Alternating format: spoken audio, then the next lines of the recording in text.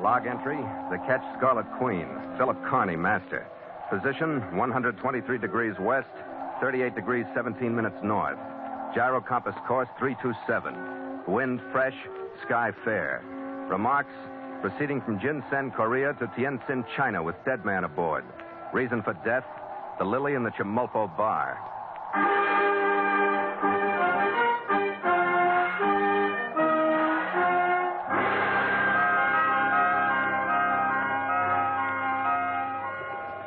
It was a fair trip and a fast one through the inland sea, then south through the channel of Tsushima Kaikyo and into the long rolling swells of the East China Sea. The Scarlet Queen was north of the trades now, and she reached around the tip of the Korean peninsula with the spanking passage wind abeam and swung her bows into the Yellow Sea. He's out the quarter, man. He's off the main ensign. Partly now. The angle of the wind moved abaft, and we trimmed her for the run up the Korean coast.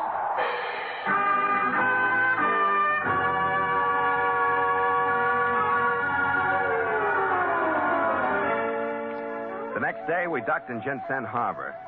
It was an unscheduled stop on the chartered voyage of the Scarlet Queen. No Kang contact to meet until we made Shanghai, and that meant no danger from Kang's rival, Constantino. But we did need the port to take care of some minor ship repairs that we didn't have time for in Kobe due to the Constantino trouble that developed around Kang's Boston Geisha and Chesapeake Bay. So Jinsen was one port where I thought I could look for some relaxation instead of someone sneaking up behind me. My chief mate, Gallagher, and the crew turned to on sail repairs, and I wandered up into the dusty city. The street was typically oriental, bustling with movement, most of it concerned with carrying a burden of some kind from one place to another. Horses, carts, trucks, rickshaws, men bent double from heavy loads on their shoulders. I was just passing under a hanging sign that advertised the Chimolpo bar, drinks served with or without ice. Oh, bless my soul. You there? When a voluminous voice boomed out of the narrow doorway leading into the dim interior. Yes, you. You think this sparkle in my eyes for anyone else in sight? It's a little sudden, isn't it? Indeed it is. A strange new white man doesn't happen to me every day. One so beautiful as you, not even every year. You're pretty charming yourself. Well, well. Come in, won't you? I'd come out after you if I went so broad across the... Now you can see for yourself. I have to ease out of this doorway sideways. And, well, you can see for yourself. Her profile, matched against the narrow opening, left no need for words. Don't let it scare you, dearie. Come on in. There's opportunity for a man like you in the Chimolpo bar.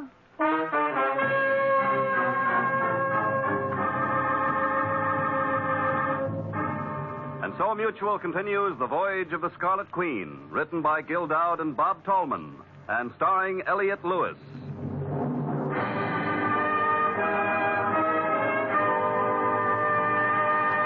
The Scarlet Queen, proudest ship to plow the seas, bound for uncharted adventure.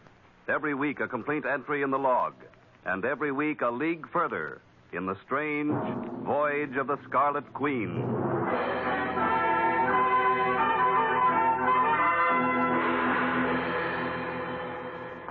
Her name was Lily Swain, and she went a long way toward filling the emptiness of the Chimolpo bar. The hair she fluffed up as I followed her in was a red wig. Her broad face held a few traces of earlier, thinner beauty, and they were exaggerated by heavy makeup. She was about shoulder high. Her arms were solid from wrist to elbow with bracelets, and the sags of her throat were held in by an inch and a half of jeweled choker. Hi, you. Yes, Missy, you want it? We have 3 guests. You mix drinks, chop, chop, while you still one piecey boy. Yes, Missy. There now. Sit down and tell the Lily all about yourself. A seaman from your clothes. A big one. My, my. Captain Phil Carney, San Francisco. You don't say. Did you bring any American magazines? No, I didn't. Any newspapers, phonograph records? No. All the way out here from the States and you didn't bring anything American? Of course, 25 years ago, I wouldn't have asked for all these inanimate things. You'd be enough. Oh, there now, don't be embarrassed. Hey, you go catchy hold Miss Alice. You tell her big PC man out here. Oh, yes, Missy. Oh, a big piece man, all right. Got you, Missy. All is all right. What did you say you were doing in Jinsen? I didn't say. How can you be so mysterious with such a wide-open, friendly face? Unbend, Phil. I won't sit on your lap. Well, I'm not doing anything here. I'm just passing through. From here, I'm going down the coast of China. From there, I'm going across the line into the shallow seas. Then maybe I'll come back. Is that the way you make your living? Well, I can't. You have your own ship? Lily, you're a nosy old busybody. Let's hear about you for a while. Huh? All right, so you don't want to talk about what you've done or what you're going to do. Uh-huh. I've met your kind before, in this prison and that one. Been married to a few. Well, then you'd understand. There are opportunities in Korea for a young man like you, if you've got the guts for it. Well, meaning what? Just for example, I know a certain party that would pay you $1,500 to get in a certain cargo from here to Jinsen. Huh? What is it, guns or narcotics? Will that make any difference to you? It might. Well, it's neither. It's perfectly legitimate. I have a cargo of ginseng roots that'll bring $10,000 gold on the current Jinsen market. Huh? You know the Chinese demand for the stuff. They think it's the one herb of all medicine herbs. Cure for everything from blood sickness to the opposite, whatever that is. Mm-hmm. With inflation, I've seen $300 offered for less than 5 pounds of it. Right in this room. A few roots, no bigger than turnips. Well, that sounds pretty good, Lily. Now, believe me, Phil, if you'd stick with the Lily, we'd work a fortune out of the Yellow Sea. Wait a minute now. I'll go get the papers. Well, Big PC Man is right. Oh, Phil, this is my daughter Alice, Phil Carney. Mm-hmm. Captain Carney's going to take our cargo to Jinsen. What do you think of that? Looks all right to me. Buy Phil another drink, dearie. I'll go and get the papers ready for him to sign. The same, darling? Yeah. She was easy to say yes to. Rust-colored hair, green eyes under cultivated brows and long lashes, and a way of walking toward the bar that told as much of her background as you needed to know. But the expression she brought back with her told me she wanted to share it all. How does it feel to be the most popular man in Jinsen, Phil? Oh, well, unreal somehow, since the Chimolpo bar is the only place I've been. What did the Lily tell you? That she had a cache of ginseng worth $10,000 on the Tianjin market. But she didn't tell you where she got it. I didn't ask her. Oh. That gives me the line I wanted on your character. I like it. I think we could be very close friends. I think that would be very nice. Then we're agreed. But, Phil, you'll have to be careful of her. She lies. What are you giving me? She's told the truth so far, hasn't she? She knew your ship was in the harbor as soon as you did, for one thing. And she introduced me as her daughter, but I'm not. So? What'd that get her? Nothing like the hearty mother, sexy daughter act to pull a normal guy around. We've done it before, but I'm fed up. Look, Phil, she's a lot more desperate than she admits. Hmm? She stole that ginseng from some native planters inland. They're on a trail. She's got to get it out of here before they find it. You think I shouldn't load it then? Oh, sure, Phil. But you're crazy if you do it for $1,500. You could have another 1,000 without even half trying. She won't trust a native ship. She's desperate, I tell you. Hi, you. Another drink for Captain Carney and one for me. Don't even hint at what I said, but hold out for that extra grand and see what happens. Mm-hmm. Run along now, Alice. It's time for business again. Here are the papers to sign. Maybe I'll see you later, Captain. Oh, thank you. Lily, my darling, there's already one drink here, and you promised... Stop sniveling. I'll think it over. Phil, this is Ray. Hello, Ray. Raymond Fleming Culbertson, sir. Mr. My... He's my partner in this place. 90% of my work is keeping him away from the Now, bottle. Lily, that is not the truth. I've had not one single drink since the 4th of July, and you promised that I could have another one today. He can't drink. He falls down on one, can't get up without another, falls down Prevail on upon us, sir. Perhaps I could just have one on the table to look at until after we transact our brief business here. Just to look at. Well, that isn't so good, Ray, because I don't think we're going to transact any business. I beg your pardon. Then, by all means, I do need a drink. You're teasing me, Phil, aren't you? I don't like it, Lily. This should be a simple business deal, but everybody's too anxious to talk me into it. It makes me think I've got you over a barrel. That I'm more important than I realize. I might listen for an extra 1,000. Did you hear that, my pet? His words hang heavy. I do need that drink. Drop it. It's a hard bargain, Phil, but you're right. You do have me over a barrel. I'll give you the extra 1,000 if you'll swear that there'll be no more bargaining or questions.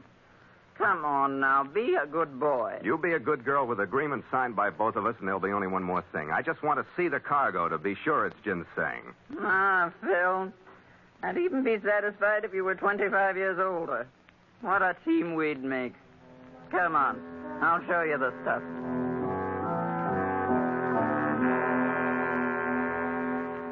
She led me down some earth steps to a dank cellar under the rear of the building. We pulled the top few layers off of what looked like a pile of lumber and uncovered a stack of rough hemp bags about the size of cement sacks. I pulled a few of them out at random and opened them. It was ginseng, all right. And it looked like an easy deal for $2,500. I shook Lily's hand, we went upstairs and signed the agreements, and I went back to the ship.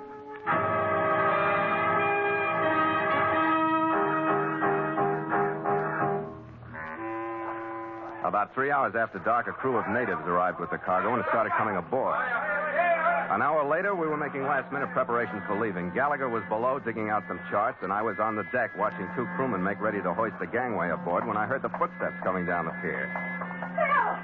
Captain Carney! Leave the gangway, boys. I'm coming ashore. Phil, they found her. They came after the Lily. Oh, it's so horrible. Is she dead? Yes. Poor Pao Yu. They killed him, too. How about Ray? I don't know. I heard the Lily scream out in front, and when I went out, I found her and Pao Yu. Ray wasn't there. The only place I could think of to come was here.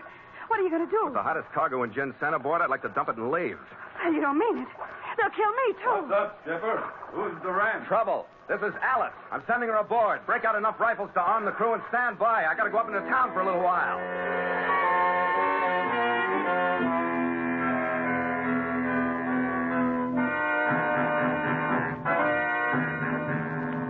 The Chimolpo bar was as quiet as a tomb when I slipped in through a side entrance. I eased as quietly as I could through the hall and into the main room. There's something about dead fat people that makes them look deader than any other variety.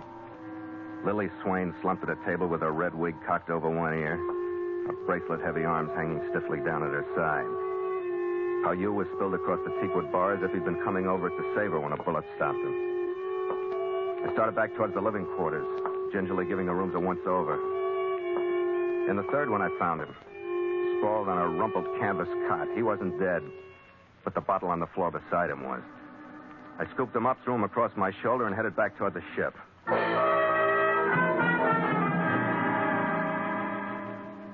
All right, Skipper, you got him aboard. Now what? Please, Phil. You'll still get your $2,500. Ray and I own the ginseng now that the Lily's dead. We'll see that you get it. They'll kill us if you leave us here. Why should this change things for you? I guess we've waited long enough. 11:30. Break out the crew, Red. Stand by to cast off. Right, Skipper. I'll check tide and currents. Be up with you in a minute. Phil, I don't know. Go on over there and sit down, Gorgeous. We're going to work. Hey, all watches, turn to. Phil, You can sleep when you get home. I just want to tell you, Stand by to cast off. I'm going to make this worth your while. You'll see, Phil. Okay. Really, you will. Okay, like I said, that could be nice, but this is no time for it. I'm supposed to keep this ship from running aground. To do that, I got to concentrate. Now, go on. Get over there and sit down. All right, Phil. And wait here till I get back. Bowler, stand by the breath line. Wake 'em out neat so we won't be on deck all night. Hey, Chief, look. Out there on the water. Keep your light on him. What do you got, Red? What's up? A native out there in the water. Where? You see him? Starboard aft. Maybe I shouldn't have nailed him, but he shouldn't have been swimming near the ship either. We better get out of here before his friends show up. Yeah, cast off. I'll get the motor started. Cast off all line. Let's go, men. Get him free. Get him free.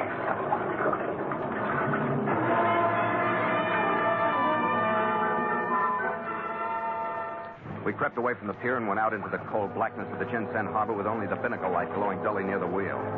It may have been coincidence, but the discovery of the Korean swimming near the Queen made me wonder if a pair of dark eyes and a pair of sharp ears weren't behind the fact that a Korean junk slipped into the stream on our stern. I caught the milky curl of her bow wave shining in the murk behind us, and she followed us as we headed out into the yellow sea.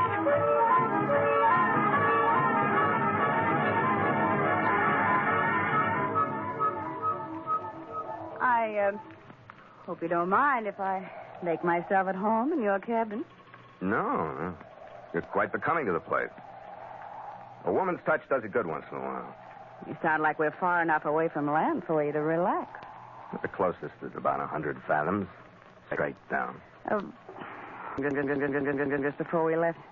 A native was in the water near the ship. What's the matter? He didn't get aboard. Oh, nothing. Was that what he was trying to do? Was he swimming towards the ship? I don't know. I don't know where he came from, but he didn't get where he was heading. What's the matter? Nothing, Phil. Really. Could we have a drink? Look, if you got anything on your mind, spill it, then we'll have the drink. There's a junk following us. Maybe the guy in the water was from her, and they're still after the Jinsen. Is that what you're worried about? Yes, Phil. I'm just still jittery, that's all. Take it easy, then. We can outrun them to Jinsen. I know you can, Phil. I told you I'm just kind of shaky from everything. Well, maybe that drink will help. Phil, Hmm? you know the cargo's stolen. You're still carrying it, aren't you? What's that for? Just remember that line I had on your character? I still like it. And I still think we could be close friends. You're becoming that way, too. Put the drinks down, Phil. We can have them later, can't we?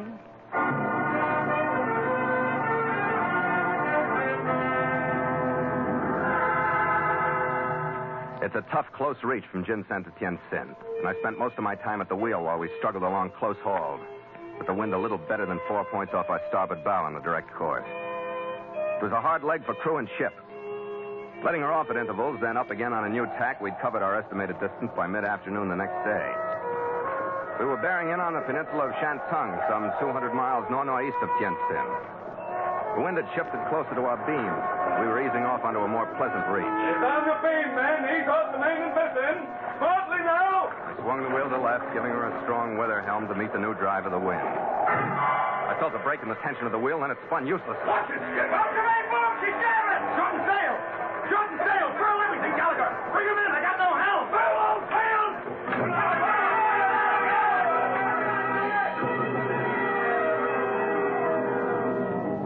In 2 minutes, the sails were crumpled on their booms. And the Scarlet Queen was motionless in the middle of the Yellow Sea.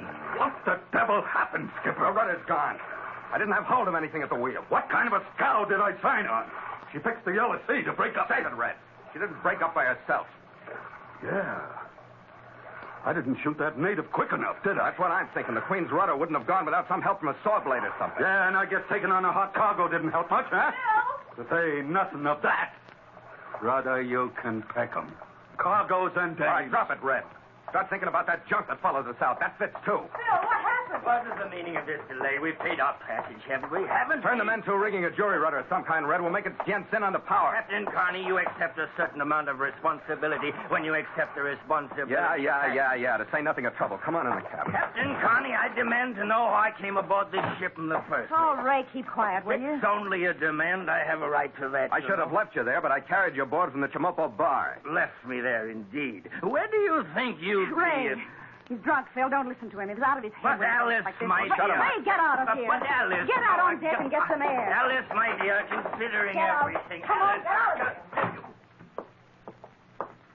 Phil, darling. Never mind, I'm busy again. Phil. Things are beginning to add up. What do you mean? You breaking up over that swimmer back in the harbor, and now the rudder goes. That's what he was doing, wasn't he? Wrecking the rudder? And that junk that followed us out, it did follow us, didn't it? Yes, Phil. Why? If it was only to get the Jinsen back, you wouldn't know about it. What else is there? All right. Lily wanted to collect insurance on you. Yes? She wanted to load a cargo of any kind of roots. Then your rudder was to be wrecked, and then the junk was to board and sink you. And she would collect. Ray and I talked her out of it. So the real cargo of Jinsen came aboard. But it was too late to change the orders about your rudder and sinking you. That's the truth, Phil. Really it is. Yeah? I guess we'll wait and find out if it is or not.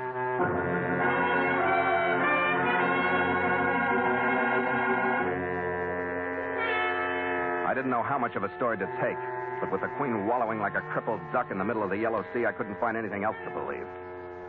It took 30 seconds underwater to prove part of it. My rudder stock had been cut and pried partly loose from the stern post. Whoever done the job was to be complimented. The hard weather helm I'd given it had been the final breaking touch, and it was going to take a ship repair yard before the Scarlet Queen would be herself again.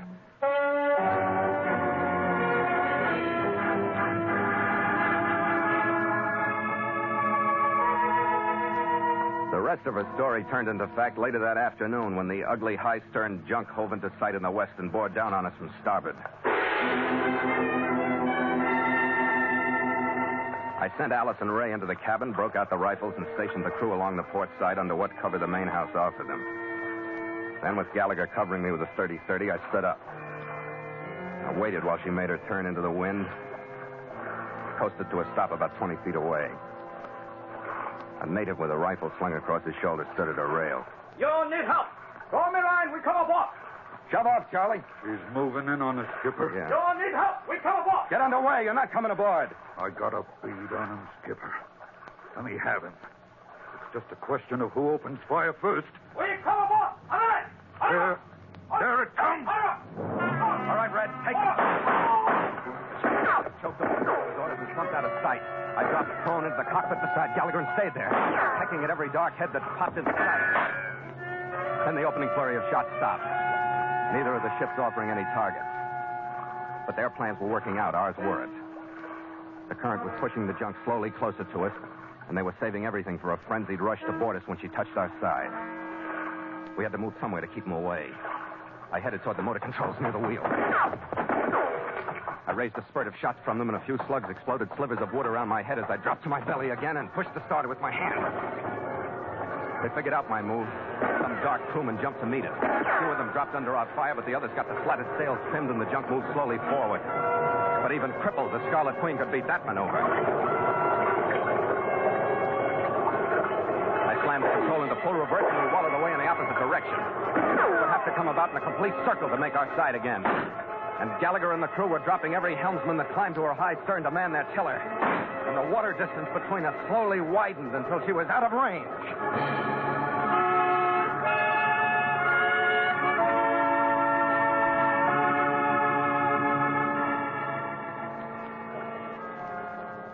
I sent Gallagher to check on the crew, and I went into the cabin.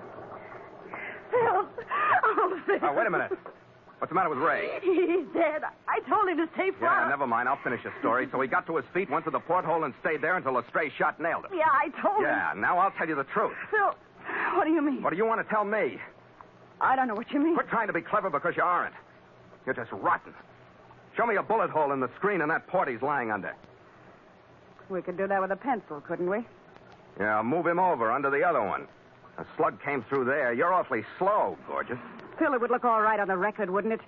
We were attacked by pirates, and he was just killed, that's all. And Lily, too. What'll we tell him about her? Phil, you don't think that you got Ray drunk and killed Lily and power you? No. Doesn't sound like you. Not for a lousy $10,000 worth of ginseng. Phil, what's the difference? They were two wasted people. They were no good to anyone. Phil, if you'd help me, look what we'd have. We can share the money from the ginseng. $10,000, Phil. And our close friendship, darling. It could be good. Couldn't it, Phil? We're the same kind of people, darling. I'll think it over, gorgeous. Go on over there and sit down. I'm too upset to kiss you now.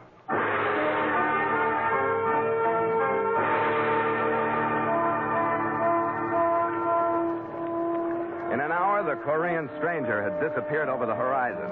And with a few spars, a weighted hatch cover over the stern, and the backs of two crewmen leaning on makeshift tackle, I had a shaky control of the Scarlet Queen again, and we headed in on our course to Jinsen. We eased into an easy sailing position with the wind on our quarter, and I cut the motor. Stand by to make sail!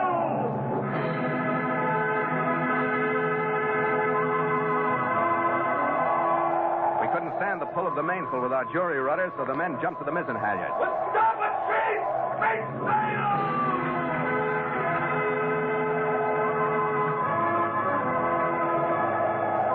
The mizzen boom, showing a few bullet scars, swung over my head as the sail caught the breeze and stretched full. The man on the port side jury tackle heaved in to meet the swing. To the ship sheet, men! Quietly now! The ship ran up, balancing the push of the wind on bow and stern. Scarlet Queen heeled over slightly to starboard and impatiently wallowed forward. But at least she was underway. Well, I guess we'll make it, Skipper. but you wouldn't call it ideal. Skipper, the crew wanted me to ask you what we were going to do with that stiff. Shall we toss him to the sharks? Not on your life. We're saving him to bargain with. The dame? Yeah. With him gone, her story'd be good to anyone. But, Skipper, with both of them overboard and the cargo still here... Yeah, then we'd tell the story, and we'd sell the ginseng. Yeah. It's quite a problem, Skipper, and a whale of a lot of money. Uh-huh. How do you figure I'm deciding? Well, to turn her in for murder and take the cargo, or let her go and take half. Got a coin, Red? Yeah. Yes. Tails, we turn her in and take the cargo. Heads, we let her go and take half. Okay? Toss it. Heads. Better make it 2 out of 3, don't you think, Red? Yeah. I say flip it all the way from here to Jinsen. Just so it's fair to everybody and comes out all right. You're a clear thinker, Red. But the suspense has got me. Drink, Skipper? After you, mate. After you.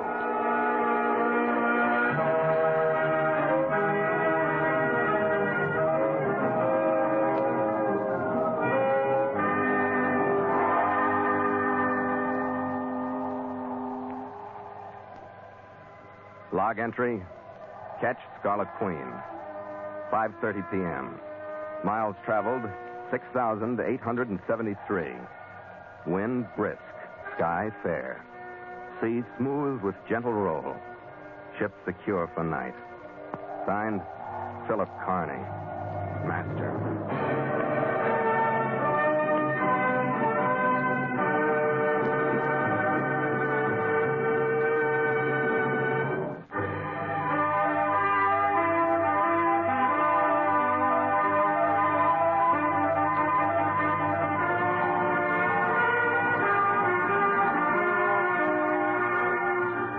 Voyage of the Scarlet Queen stars Elliott Lewis as Phil Carney with Ed Max as Gallagher. D.J. Thompson was heard as the Lily. Charles Steele played Ray. Jack Crucian was Pao Yu. And Alice was played by Mary Lansing. Music scored and directed by Richard Auron.